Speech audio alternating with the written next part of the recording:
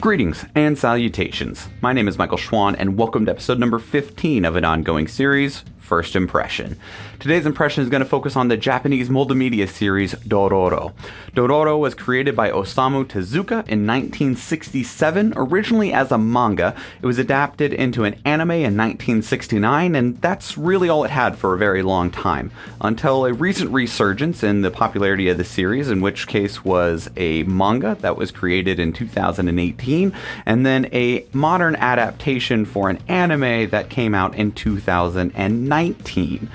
The story was originally inspired from Mr. Tezuka's childhood. The Japanese word for thief is dorobo, with a B, and, well, when you're young, you can't say everything completely correctly, so a lot of his friends pronounce the word thief as dororo. And he just thought that was really fun. Japanese really love puns, and that inspired the story, and especially the main character, who is a young orphan thief named Dororo. Yep, that's it. Okay, it's not it. The story focuses on his life in a very early period in Japan, and there's demons and things along those lines that are a problem in the area. And it kind of focuses on his story and how he survives in this time period. I don't know a whole lot more about it. I didn't want to read too far into it, otherwise I'd be ruining my own first impression in terms of my untarnished knowledge of what the series is and what the series is about. But that is how it came to be in its general premise. We're going to be watching the 2019, the modern adaptation that was recommended to us by our very close friend Nathan Wood, or Nearly Headless Nate, in our Discord server. Thank you so much for the recommendation. We'll be checking it out in just a few moments.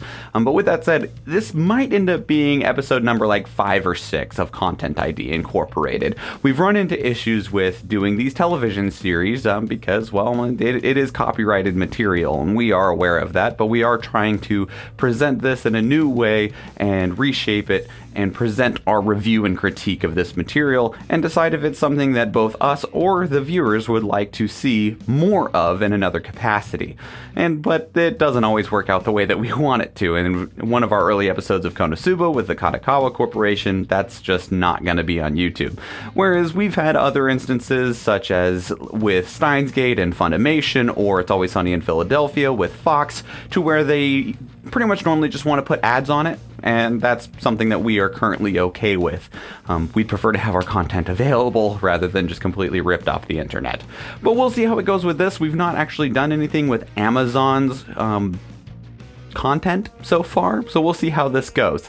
If you're watching this like a month later, maybe it means that we had to fight through Content ID, or if you're watching it on something like Facebook or through a Google Drive link, then we probably lost. But we'll see what happens. Let's go ahead and get into the series itself. So without further ado, let's begin. Hey everyone, I know that this normally just flows directly into the content when it comes to my videos, but this video ended up having to be slightly different. And here's a very quick mini update. Now, there is still the content in here, but it's going to be slightly different than what it normally is when it comes to these types of videos. So I recently moved all of my recording stuff into one of the side rooms in our apartment. And with that, I also needed to get a new soundboard because my old one died. And I got everything set back up, and I thought I had everything set up properly. Turns out I was wrong. Everything almost worked perfectly fine for the first video back after getting back from everything and getting everything reset up.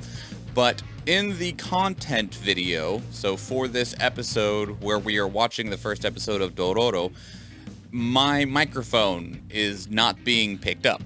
It's not, you can see me talking, but there's nothing coming through. And I found the reason why, and I got that addressed, but there's no way to get that audio because it just doesn't exist in terms of the original file. So I considered re-recording it, but when it comes to the idea behind this show, this series, is that I'm supposed to be commenting about how I feel about things on my first time viewing them. So if I re-recorded it with putting in my commentary, I would now have kind of that tarnished view about what this first episode was. I'd know what was coming, and so my commentary would be significantly different. So I decided I'm not going to re-record it, and I will just have everything corrected and everything moving forward. So that's why you'll see me moving and stuff and talking down in the corner, but not hear anything besides the episode itself. Yeah, so Sorry about that. I think we have everything fixed. I'm sure something else will go wrong, but in case of this episode, that's the situation, and it should be corrected for the next one. Thank you. Here you go.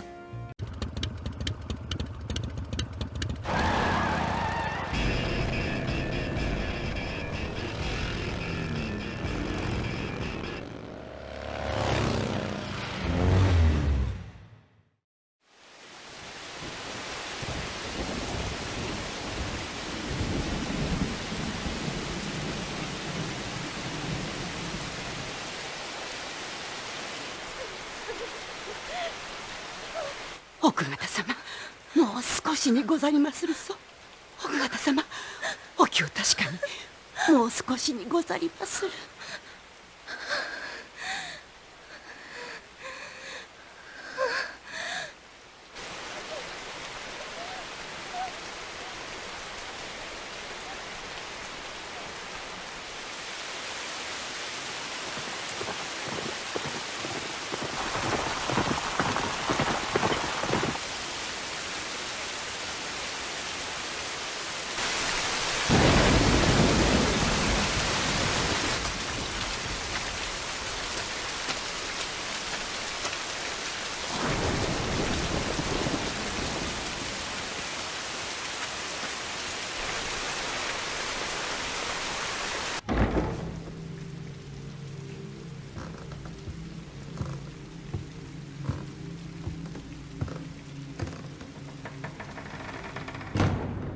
大悟様か。この地獄道へ入られたということは、神仏を捨てこの鬼神たちにもはやお止めすることはできますまいが、もう一度だけ言うておきましょう。大悟様、御仏の道を外れるは外道、外道にあるは人にあらず、踏み出せばこの先あなた様を待っているのはただ地獄。上人殿、地獄とはこの世のことよ。そなたらが日がない一日拝んでいた御仏の道などどこにもありはせぬ。ではどうあっても知れたこと。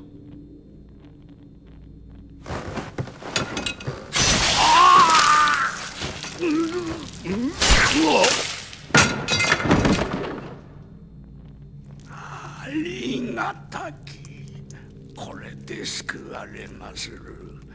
仰せの通り、今の世は地獄。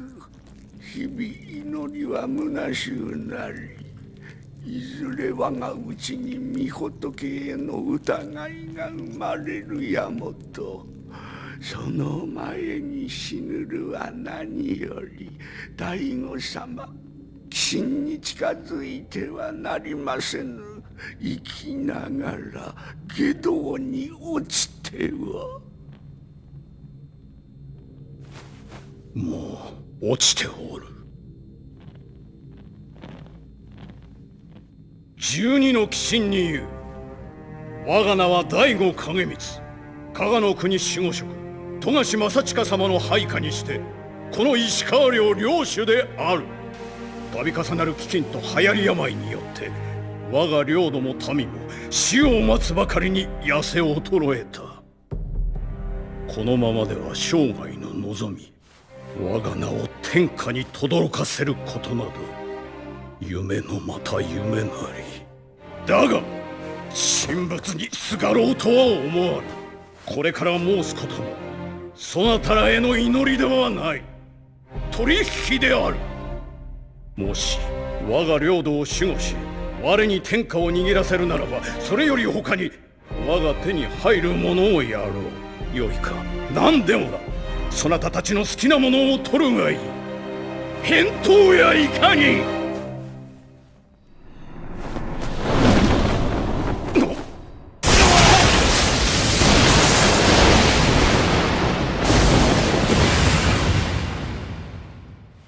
奥方様、もう少しにて。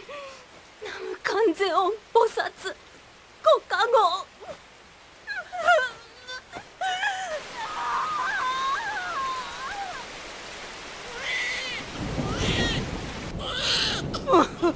生まれましたぞ。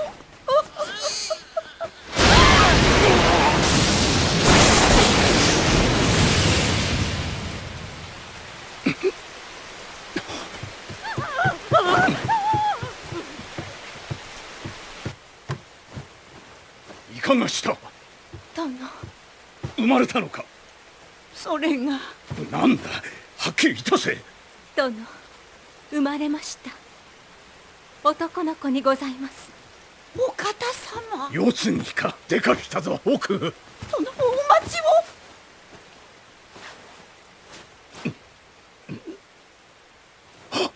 何事が起こったのか。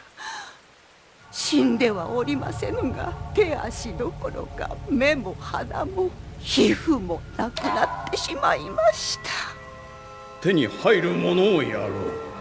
何でもそなたたちの好きなものを取るがいい。殿、私は儚く愛おしいと思いました。どのような姿であろうとも間違いなく殿と私の子にございます。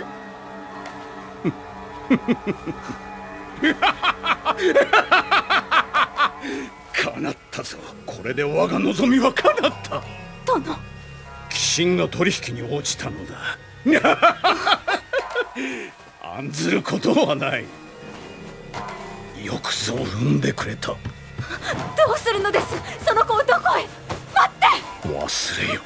あれは初めからいなかったのだ。いいえ、奥方様、まだ起き上がってはなりませぬ。殿、おじいよ、あの子。奥、あれではどうせ長くは生きられぬ。ならばなおのこと、我が胸で。いい加減にいたせ。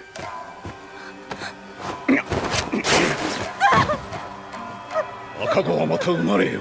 いや、産んでもらわなくてはならん。天下の世継ぎとなろうからな。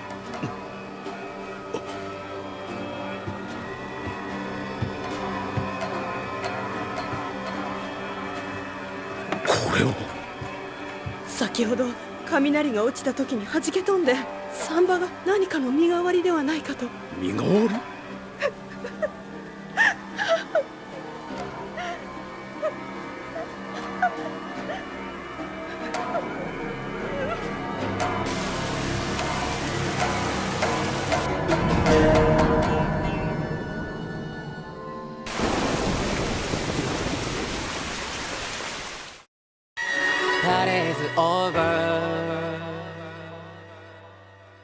それでも踊りたかった眠れ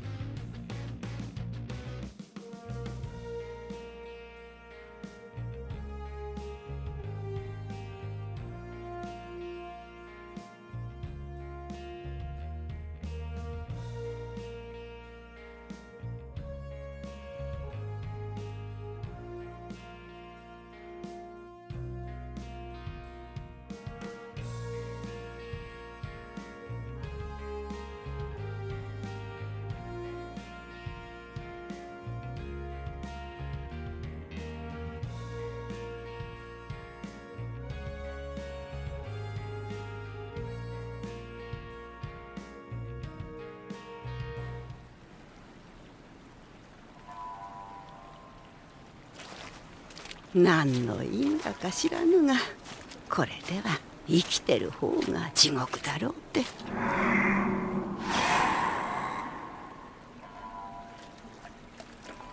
さあ、あの世で仏様に拾っておもらい。なんだろうかね。こんなことは慣れっこのはずだが。お前生きたいのか？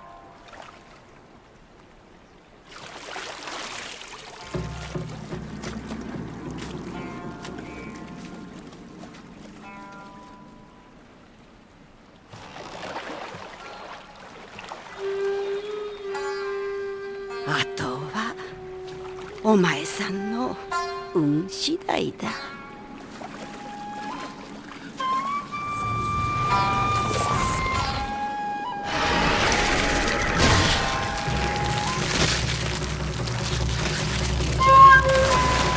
匂うね。こりゃ悪さの匂いだ。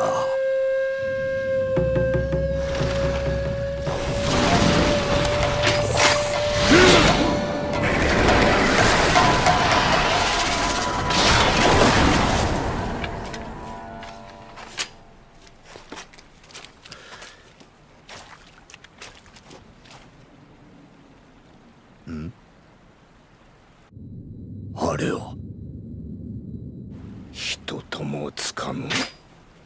いや、あやかしでもない。何やら因果な匂いだね。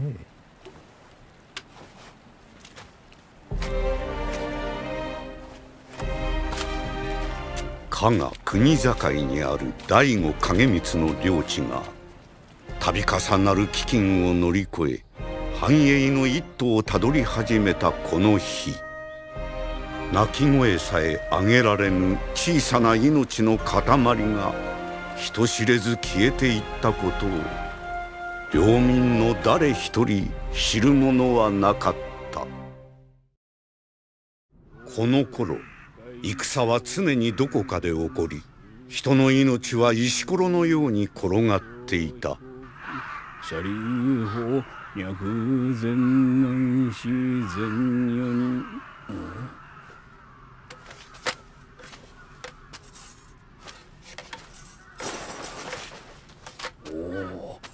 もしお前様が近頃仏に失った手足をつけて弔っているというお医者か、樹海とか申される。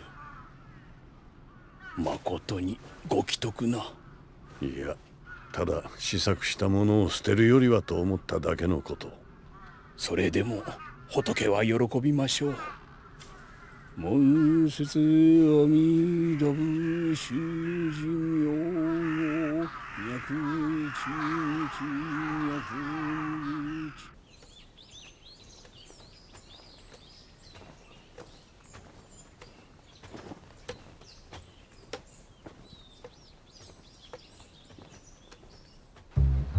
さあ、とっくり見てってくれ。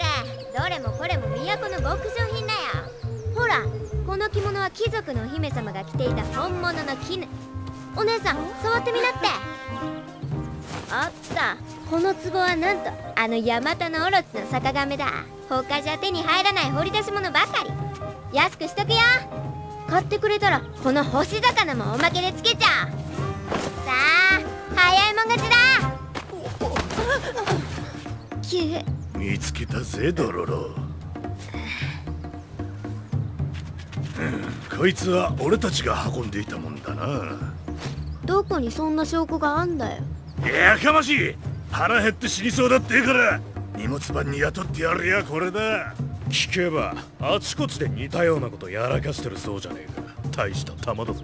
見つけたら懲らしめてくれって頼まれちまった。はあ、このご時世、子供だからって油断する方が間抜けなんだよ。勉強になったら。ああ、だからもう手加減はしねえ。大人と同じ仕置きを受けてもらうぜ。待てこのガキ。お前らみたいな薄のろに捕まるかよ。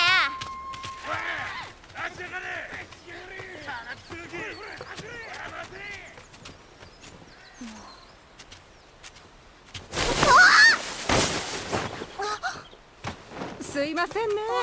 ほら、ぼーっとしてないでちゃんとお礼いいな。母ちゃん、今日お祭り？何言ってんの。こないだ終わったばっかだろ。だってあの兄ちゃんお面つけてた。ああ、くそ、どこ行きやがった。うわっ、なんだ。うわっ、くせえ。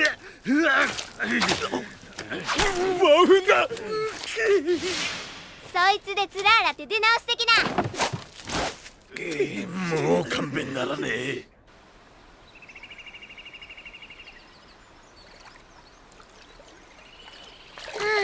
面白かった。けどあの荷物は残念だったな。上物だったのに。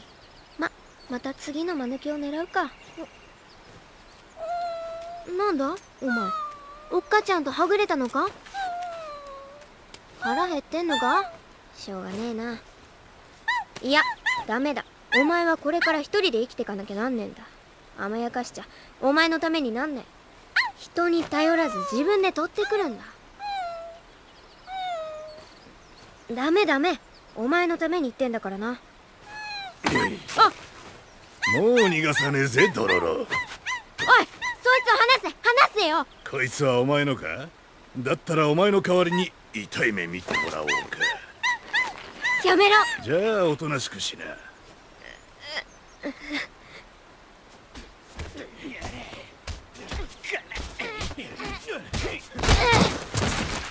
これで懲りたろ。二度と悪さすんじゃねえぞ。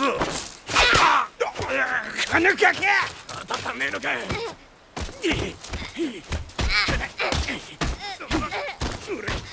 もういい。おい、さっさとこの町から出ていけよ。いいな。やだ。おいらは誰の指図も受けねえ。どこにいようとおいらの勝手だ。そんなに死にてえか。望み通りにしてやる。おい、そこのむしろ持ってこい。砂切りしてやる。はいよ。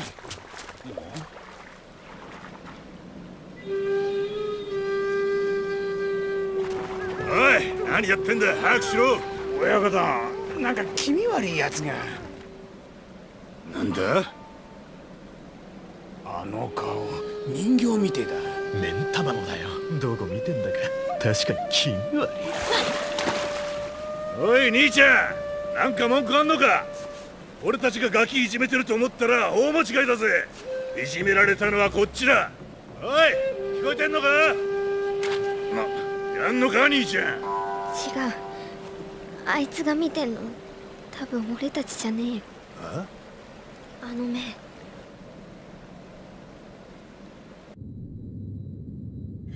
俺たち通り越して後ろを。なんだよ、後ろなんか誰もいねえよ。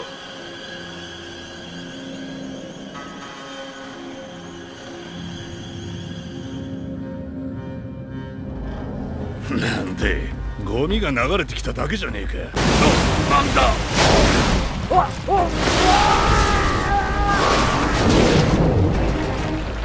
食われちまった。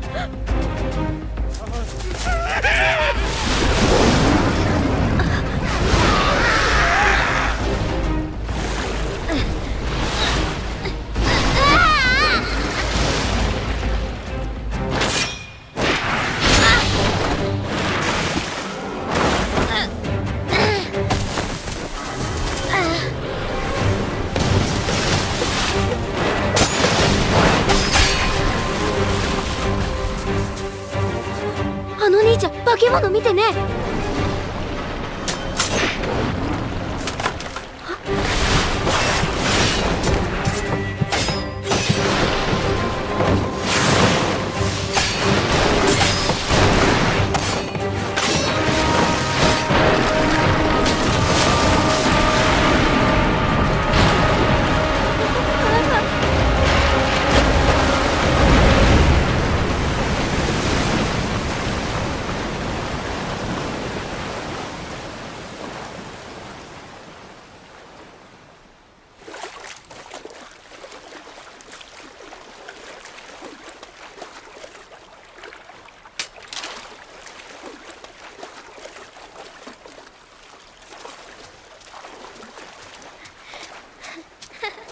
すげえ、すげえよ兄ちゃ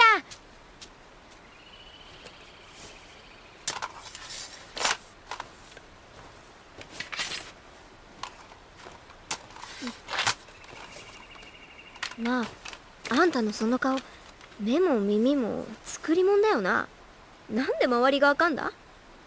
でもその耳じゃ聞こえないんだろうけどさ。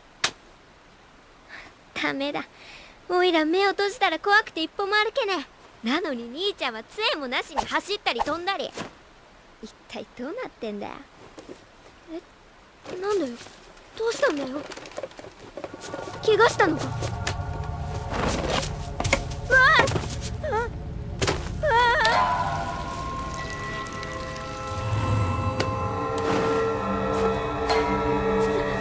なんだよこれ、顔の皮が。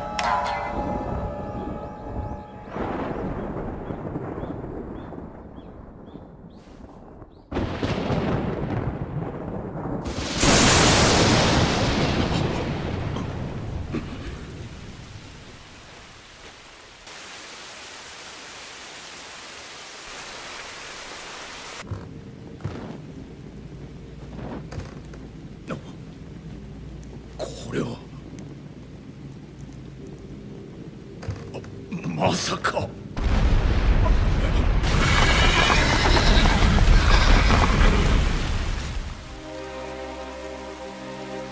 母上、山端を仕留めてまいりました。精がつきますぞ。この多宝丸が調理いたしますれ。それは楽しみな。あの日もこんな雨だった。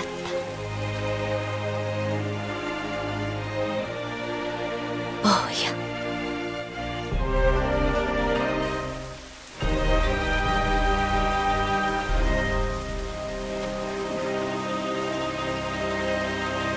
百鬼丸。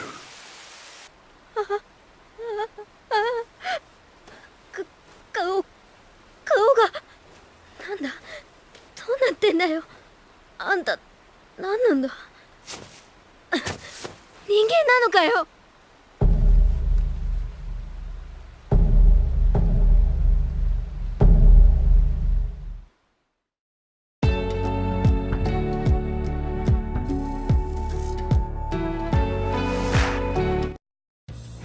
So here's the thing that I found most interesting about Dororo, moving beyond it, is that at least in this first episode, it doesn't feel like Dororo is the main character.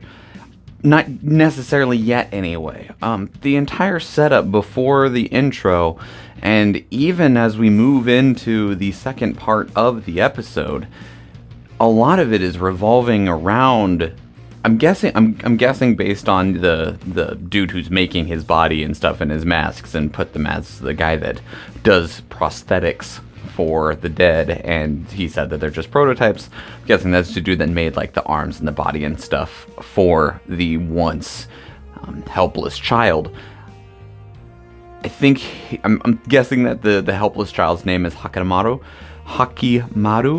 based on that when he put the mask on the dead guy, he said that name. I'm guessing that is the limbless, eyeless guy's name, although he's not completely eyeless anymore, sort of, maybe, I don't know. It's interesting because I feel like that is the main character right now. The story seems to be more about him than about Dororo, which is interesting, but that doesn't necessarily mean that it's not just going to be both of them being the main character. I have a feeling that the story is actually going to focus on Dororo accompanying this cursed man. That's what I'm going to go with, because it really seems to be about what's going to become of him, rather than the growth and everything of, well, I mean, it'll probably end up being the growth and everything of Dororo as well, but it currently, the way that everything is established and set up, it's really focusing on this limbless, eyeless, deaf, blind, possibly mute person, and what's going to happen to them, and what's going to happen around them as well. And because he saved Dororo's life, I imagine that Dororo is just going to attach himself to this limbless, eyeless, earless, cursed man. Which, it's very interesting to me, especially because I imagine we're going to see how this is connected to the 12 demons, what that broken demon statue means. I imagine it has something to do with that Dororo, not Dororo, Hakimaru, got his eyes back and his skin back, and what this is all going to mean in terms of being in the exchange that the Lord did 16 years ago. because there is a deal there, but they don't really say what the deal is. I mean, obviously the demons are just like, here, we grant you power. And the very first thing they did was they took a ton of stuff away from the Lord's first son, which was his eyes, his ears, his limbs, and everything like that. And I don't know if the demons just wanted the child to die. It's interesting because it's like a cursed child. We know that from the blind guy that killed the thing that killed the midwife. But we don't know what the demon's ultimate end goal is, because the demons would want more than just eyes, ears, limbs, etc. That at least most stories that involve demons would be more than just mere sacrifices of the flesh. So there's got to be more there, a longer goal. It might be about a resurfacing of them being able to come into the world. Who knows? But the fact that I'm rambling on with that question means that it did a good job, because I want to know. I'm curious. I don't feel lost. I feel as though we have already taken the steps on a very clear road. We just don't know where that road goes. And that's a really good way to establish. The entire premise behind this series is to talk about whether something hooks us or not. And here I'm already hooked about what might be next. So that's good. It's really good. I do want to watch more. I absolutely will watch more. When is a very different question. But no, I think this is really good. Dororo is absolutely adorable. He's a very cute little kid. And it's really going to be interesting to see what part he plays in this much, much larger picture, at least a picture that is larger than he is, in terms of this grand scheme between the Lord and the demons and the sacrifice and everything like that, what part he ends up playing. I mean, he's clearly a smart kid, and he's scammed many people to the point that he has a reputation already at the age of, I don't know, 6, 8, maybe? It's kind of hard to tell with anime. For all we know, he's 12.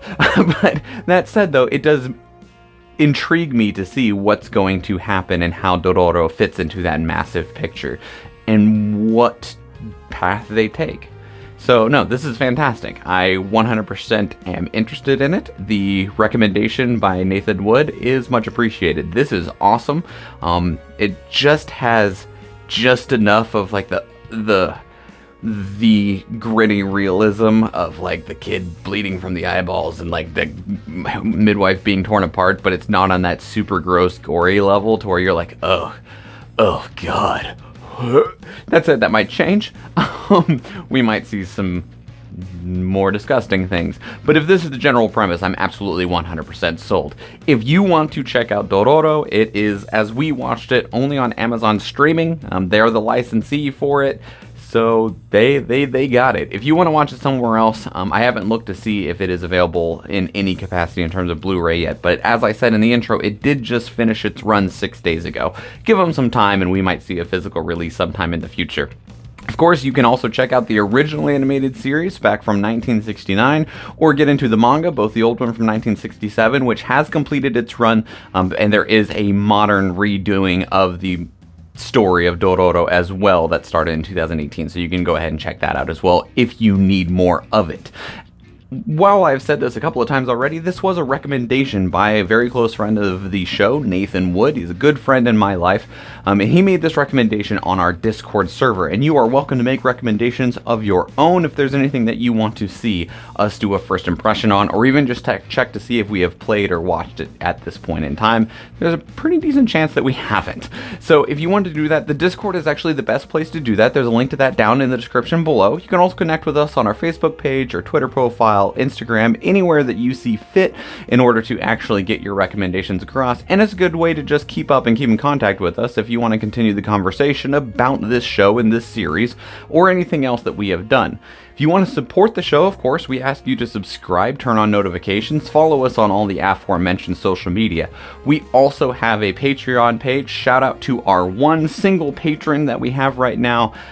We always start small, and we appreciate every single person that helps us grow and thrive along the way. So thank you so much for your support. Now, next week we are going to be doing Final Fantasy XIV Online, Final Fantasy XIV A Realm Reborn. Very small little disclaimer, I have already played Final Fantasy XIV, but I played it before A Realm Reborn, and it is my understanding that A Realm Reborn and into an expansion since then, Heavensward, Stormblood, and the very soon to come out Shadowbringers are substantially different from that. That's why the entire thing was redone, because the original Final Fantasy XIV Online was a pretty rough experience. I didn't play it for very long, and that's why they decided to just redo the entire game, was because it wasn't doing super well and it had a lot of criticisms, and they found that instead of trying to correct it, to just start over. So that's what they did. And I haven't really played it since then. So I'm very interested to see what this is, and it's just a really good time with Shadowbringers coming along as well. So we will be doing that next week. And yeah, if there's anything that you want to recommend, or if there's anything else, if you check out one of our live streams on Twitch or another one of our videos, thank you and enjoy.